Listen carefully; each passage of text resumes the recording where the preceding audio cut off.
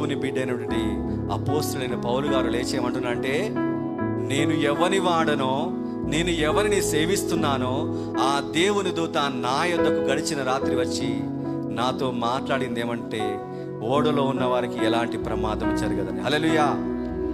ఒక ఓడలో ఉన్న వారికి ప్రమాదం కలిగింది, ఒక ఓడలో ఉన్న వారికి ఏ ప్రమాదం కలగదని దేవుని యొక్క వాక్యం సెలవిస్తుంది. రెండు, ఒక మానవ ప్రణాళిక, ఒకటి దైవ ప్రణాళిక.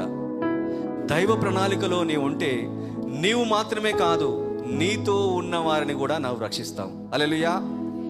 దైవ ప్రణాళికలో నువ్వు ప్రయాణం చేస్తున్నట్లయితే నీతో ఉన్న వారికి నీవు వారి ప్రాణాలను రక్షిస్తావు, వారిని రక్షణ మార్గంలోకి నడిపించి నావికుడిగా వారిని రక్షణ మార్గంలోకి నడిపించే రక్షణాధారాలైన బావులుగా నీవు ఉంటావు. హల్లెలూయా, హల్లెలూయా.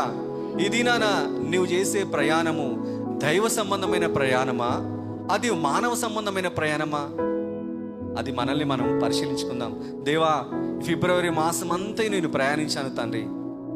యోనా వలె నేను కూడా నీ సన్నిధిలో నుండి అనేక మార్లు తప్పిపోయాను.